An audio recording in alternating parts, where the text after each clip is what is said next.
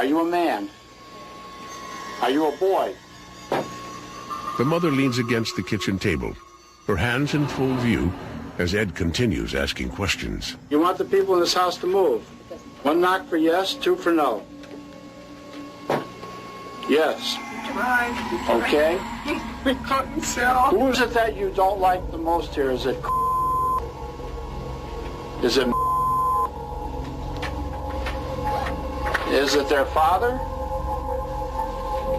Is it their mother?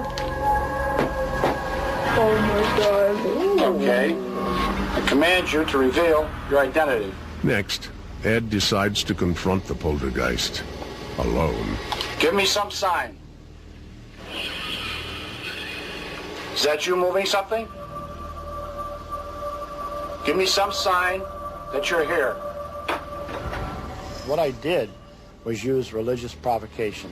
I have to provoke it into some type of outward manifestation. And that was my point in doing that. In the name of Jesus Christ, I command you to reveal your identity. On the following night, the family reports that the poltergeist seems to be more active than ever. Only now its attention is focused on the family's 10-year-old daughter. What we see here, the little girl is trying to do her homework, but you can see that the chair keeps sliding backwards. You're holding it down, aren't you?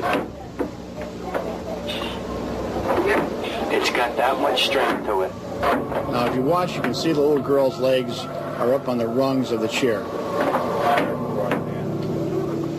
She's not pushing herself up from the floor. The mother is not tipping that chair backwards. Nobody is touching that table. The table moves of its own volition. Holy cow! Don't be scared. Sadly, this frightening ordeal finally drives the girl to tears. We've done this many times, so... Okay, honey. Everything's going to be okay, girl. Yep, just trying to talk for us. All right? Okay. But the haunting continues. Later, as the daughter tries to sleep, an invisible force appears to be shoving her out of bed. Bring me forward. Oh. All right, yeah. The Warrens quickly arrange for 3 priests to perform an exorcism in the home, and the disturbance ends. Is there a spirit in this house? But for how long? Could the angry poltergeists ever return? We have found that it can be quieted down, but then it'll escalate again. We still keep our fingers crossed because it could, and we hope and pray it don't. Coming up, 2 men summon the courage to visit a haunted house. Hear that? Now, for the first time, you'll see their startling photos. Plus, meet a young boy who is thought to have a real-life sixth sense. And a frightened family's dream house is invaded by mysterious glowing ghosts. My house is kind of haunted. 3 a.m. I awoke from a dream, and I looked above my head, and I saw the torso of my brother floating above my head.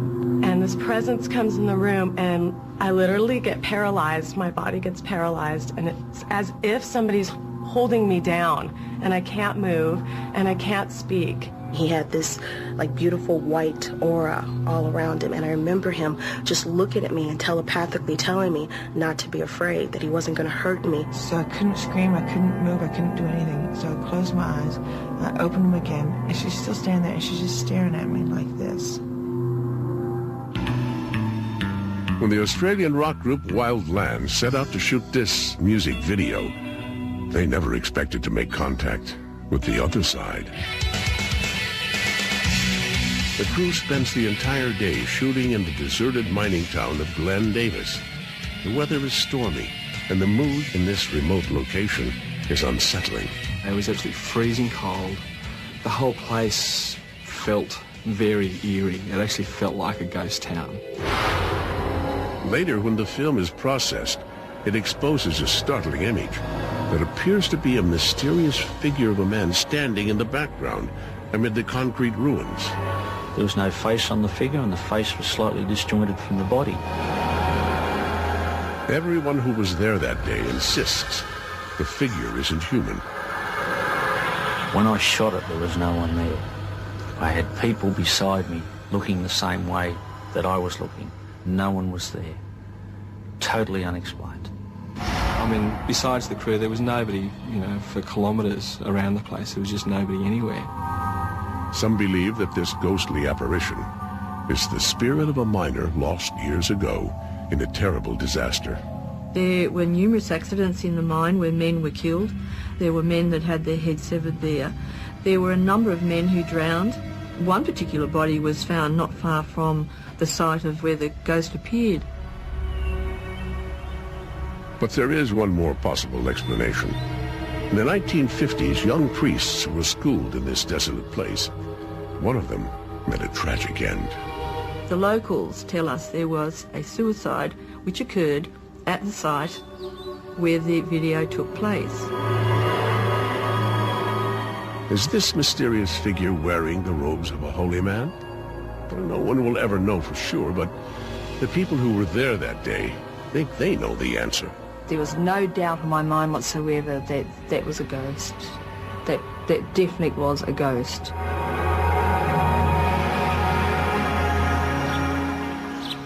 Back in the United States, another apparition is believed to have been caught on tape. For months, the family inside this Pennsylvania home